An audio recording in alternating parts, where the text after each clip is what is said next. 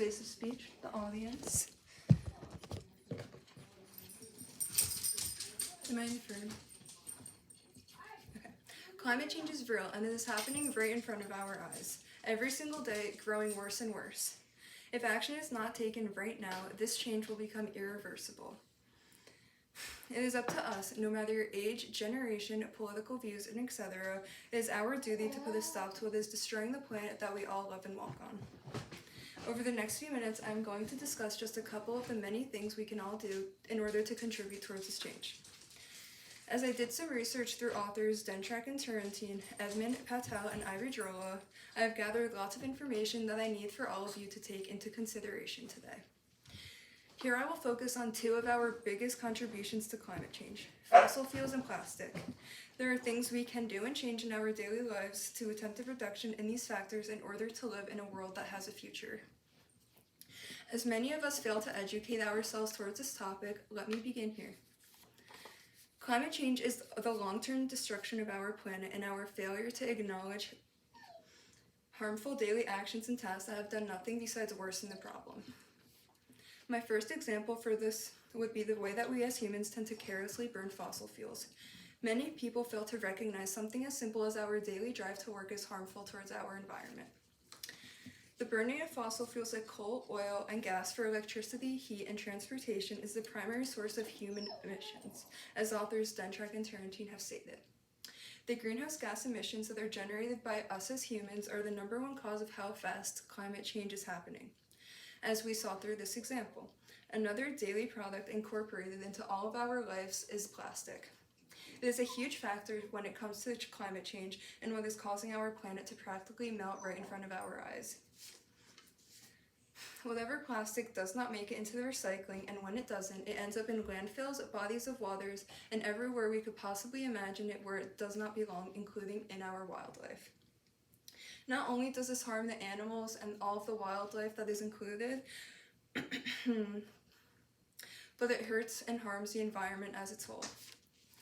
Now, why is that such a problem? Edmund states, not only is this a danger to the wildlife and the animals and plants whose habitats have become plastic aquatic garbage patches, but it also poses a threat to the climate as it is releasing greenhouse gases as it slowly breaks down.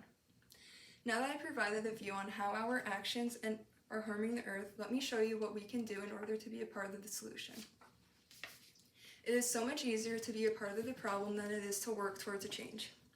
But there are so many small changes that we can take into our daily lives that can put a stop to how harshly climate change is hitting us. Relating to one of the two examples I just discussed, when making your next carpool choice, try and make it as often and as much as possible. As Patel said, carpooling, taking public transportation, or cycling will make a significant dent in each commuter's carbon footprint. So by carpooling, we would see a reduction in how much fossil fuels is being burned. As for finding a solution to the role of plastic use is playing, we need to start being aware and cautious with what plastic we're using and begin reducing how we are using it. Here are some starting points that are suggested by author Ivy Drola. Avoid single-use plastics such as drinking straws. Next time you go shopping, take cloth bags with you. Buy more bulk food with fewer packaged products. Replace plastic Tupperware for glass and steel ones. Make those around you aware of the crisis we are in and the importance of reducing the consumption of the plastic. Avoid using any cosmetics that contain any sort of microplastic, and choose to reuse and give some packaging a new purpose. So basically, all it takes is being cautious with your consumption and being aware with the actions you take when you are disposing of all sorts of waste. I hope that you take those suggestions and more into consideration. In the meantime, I want to paint the picture for you of what it would be like to live in a world free of this disaster. No climate crisis. No fears of what may happen to our future children, grandchildren, and whatever comes after, and so on. No news titles freaking us out on the daily. Imagine what a glory it would be like to live in a world in which a climate crisis was not dictating humanity's every next move. With the solution in action, as we reduce and eliminate our fossil fuel consumption and plastic consumption and use, we would see a reduction in the greenhouse gases being released into the air, excuse me, a significant decrease in the amount of plastic that is entering our wildlife, and a reduction in the amount of fossil fuels that are being burned every single day. Picture this. We live in a world where we aren't seeing our wildlife burning alive, sea levels rising, and carbon dioxide being what fulfills our atmosphere. Picture a day at the beach where you get to run into the water. It's crystal blue with no plastic straws, no plastic waste, and no plastic bottles in sight. Nothing to contaminate the water you are to be in. Picture what it would be like to live in a world where there's no fear when a severe climate crisis is going to end our living and our existence.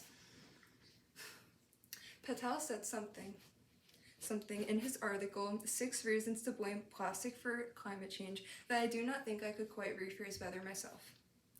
What is the link between plastic and Hurricane Katrina and Sandy in the US?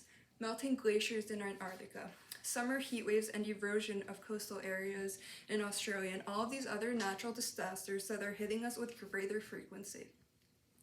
We blame climate change for that. However, the contribution of plastic waste and the plastics industry to climate change is often less known, or worse, it is disregarded. I hope that this was able to show you that plastic plays the biggest role when it comes to climate change. And with that information and a solution, we can build back a better world where we are able to eliminate all of these problematic features. I hope that with that you see some light in what could come to be. But lastly, let me regroup all of this for you. The climate crisis happening right among us is taking a toll on our planet, its future, and our survival.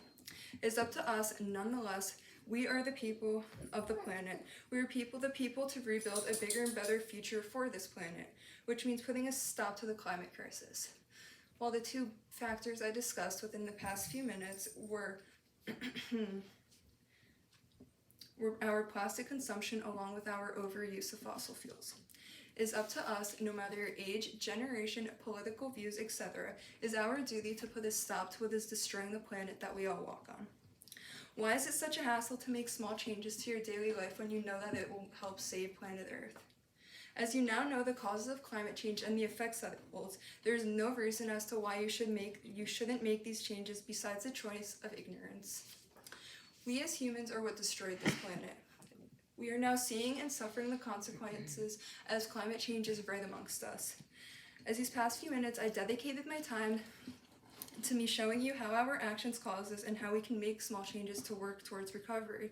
It is now your job to make those changes and keep them in order to build back our future. Here's my audience again.